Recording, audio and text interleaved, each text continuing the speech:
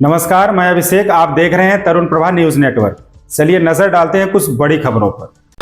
भारत के प्रधानमंत्री नरेंद्र मोदी मंगलवार को 2 दिवसीय दौरे पर मॉरिशस पहुंच गए। यहां मॉरिशस के पीएम नवीन राम गुलाम समेत सभी मंत्री उनके स्वागत के लिए पहुंचे। पीएम ने एयरपोर्ट पर उतरने के बाद सबसे पहले स्वागत के लिए जुटे प्रवासी भारतीयों से मुलाकात की। इस दौरान यहां रहने वाली महिलाओं ने बिहारी संगीत गाकर पीएम का स्वागत किया। आज मॉरिशस में कुछ कार्यक्रमों में हिस्सा लेने के बाद 12 मार्च को पीएम मॉरिशस के राष्ट्रीय दिवस समारोह में मुख्य अतिथि के तौर पर शामिल होंगे।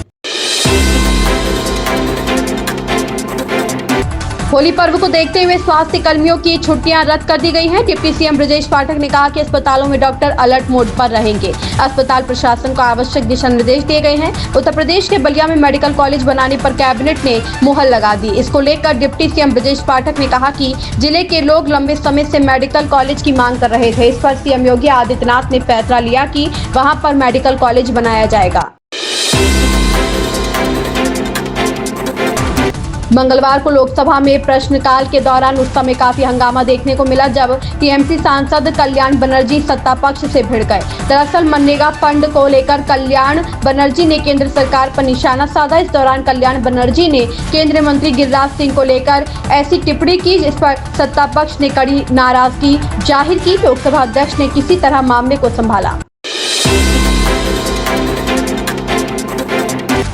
उमर खालिद पर कांग्रेस नेता दिग्विजय सिंह के बयान पर भाजपा के राष्ट्रीय प्रवक्ता प्रदीप भंडारी ने कहा, शर्जील इमाम और उमर खालिद पर हिंदू विरोधी दिल्ली दंगे फैलाने की साजिश रचने का आरोप था। कांग्रेस उन्हें निर्दोष मानती है और इसका मतलब है कि पार्टी देश की एकता और अखंडता के खिलाफ है। ऐसा कहा है, इसको आप कैसे देखते हैं बयान को? कांग्रेस पार्टी दंगाइयों को बैक करने वाली पार्टी है। शर्जील इमाम को कोर्ट ने की कॉन्स्पिरेटर कल ही घोषित किया है। उमर खालिद एक कॉन्स्पिरेटर था जिसने एंटी हिंदू दिल्ली राइट्स को रचने में सहयोग दिया था। आज यह स्पष्ट हो चुका है कि सनातन को डेंगू मलेरिया एड्स बोलने की बात हो, कांग्रेस पार्टी आगे है।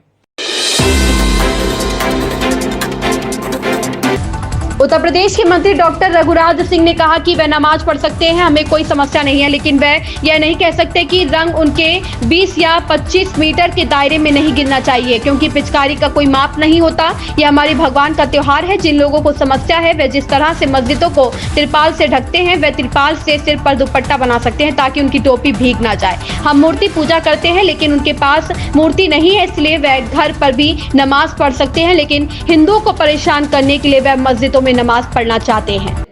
देखिए, वो अपनी नमाज अदा करें, हमको कोई परेशानी नहीं, लेकिन ये कहें कि रंग 20 मीटर पड़ेगा, 25 मीटर पड़ेगा, 15 मीटर पड़ेगा, ऐसा हो नहीं सकता। क्यों नहीं हो सकता?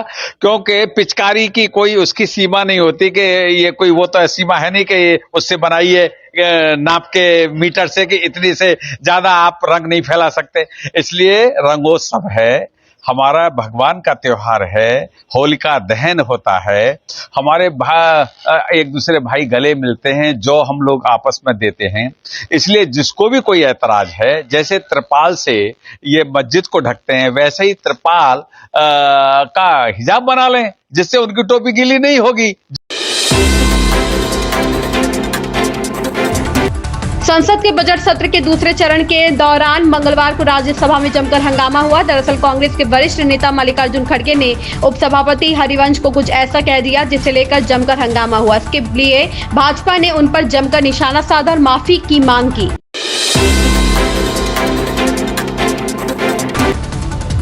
सीएम धामी ने कहा कि हेली सेवा की शुरुआत से अब इन क्षेत्रों की प्राकृतिक और सांस्कृतिक धरोहरों का आनंद लेने वाले पर्यटक यहां और भी आसानी से पहुंच सकेंगे। मुख्यमंत्री पुष्कर सिंह धामी ने मंगलवार को 4 हेली सेवाओं का हरी झंडी दिखाकर शुभारंभ किया। इन सेवाओं के जरिए देहरादून से नैनीताल, बागेश्वर और मसूरी और हल्द्वानी से बागेश्वर का हवाई संपर्क स्थापित हो गया है।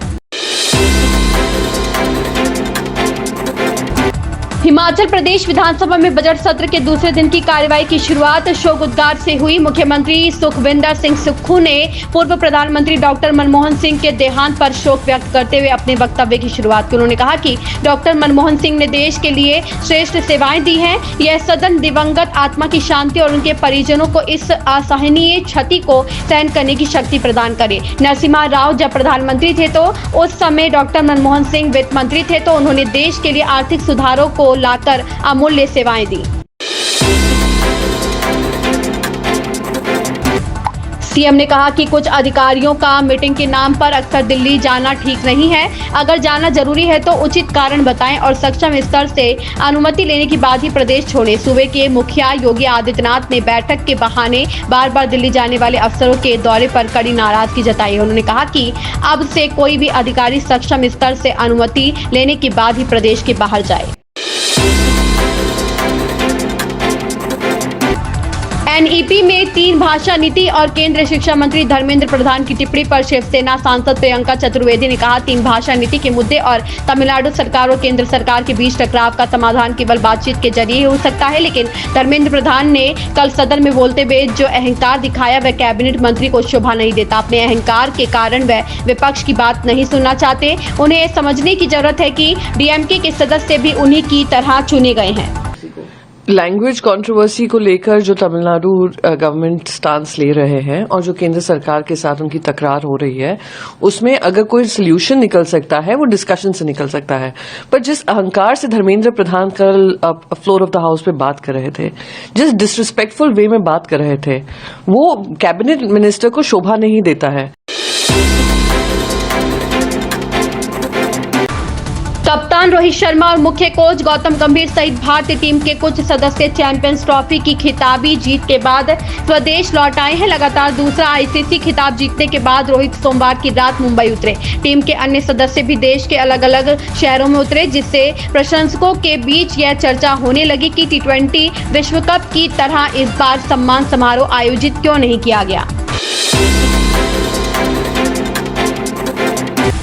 प्रधानमंत्री नरेंद्र मोदी मंगलवार को 2 दिवसीय राजकीय यात्रा पर मॉरिशस पहुंचे। पोर्ट लुइस में पीएम मोदी का मॉरिशस में भव्य और गर्मजोशी से स्वागत किया गया। मॉरिशस के प्रधानमंत्री नवीन रामगुलाम समेत शीर्ष हस्तियों ने पीएम मोदी का स्वागत किया। पीएम नवीन ने पीएम मोदी को माला पहनाई और गले लगाकर उनका अपने देश में अभिनंदन किया। इस दौरान पीएम मोदी को गार्ड ऑफ ऑनर भी दिया गया। बॉलीवुड के मशहूर संगीतकार और निर्देशक निर्माता विशाल भारद्वाज की फिल्मों का इंतजार दर्शकों को बेसब्री से रहता है। अब विशाल जल्द ही अपनी एक नई फिल्म अर्जुन उस्तरा लेकर आ रहे हैं, जिसके टाइटल से ही लग रहा है कि यह फिल्म कुछ अलग और खास होने वाली है। इस फिल्म में एक बार फिर विशाल भारद्वाज ने शाहिद कपूर के साथ हाथ मिलाया है। होली पर उमड़ने वाली भीड़ नियंत्रण के लिए रेलवे ने तैयारी पूरी कर ली है। ट्रेन संचालन और भीड़ नियंत्रण के लिए मिनी कंट्रोल रूम सभी स्टेशनों पर बनाया गया है, जहां 360 डिग्री सीसीटीवी कैमरे समेत अन्य आधुनिक उपकरण लगाया गया है। इसकी निगरानी विशेष ड्यूटी अधिकारी करेंगे। मिनी कंट्रोल के साथ बेहतर समन्वय के लिए वाणिज्यिक और आरपीएफ कर्मचारियों को वॉकी टॉकी प्रदान की गई है। भाजपा विधायक केतकी सिंह के बयान पर ऑल इंडिया मुस्लिम जमात के राष्ट्रीय अध्यक्ष मौलाना शाहबुद्दीन रजवी बरेलवी ने तीखी प्रतिक्रिया दी। उन्होंने कहा कि बलिया के बांसडीह से भाजपा विधायक केतकी सिंह का बयान घोर निंदनीय है। इस देश में चंद दिनों से नफरत भरे बयान देने की आदत पड़ गई है। उनका यह बयान नासमझी, नादानी और अज्ञानता पर आधारित है। मौलाना ने कहा कि अस्पताल को हिंदू मुस्लिम में बांटा जाएगा तो फिर बेसिक शिक्षा के स्कूल, माध्यमिक शिक्षा के कॉलेज और उच्च शिक्षा के विश्वविद्यालयों में भी अलग अलग बंटवारा करना पड़ेगा। यह सिलसिला इतना लंबा होगा जो ना संभलने वाला होगा। फिलहाल इन खबरों में बस इतना ही। लेटेस्ट अपडेट के लिए आप बने रहें तरुण प्रभा न्यूज नेटवर्क के साथ। चैनल को लाइक, शेयर, सब्सक्राइब करना बिल्कुल ना भूलें। धन्यवाद।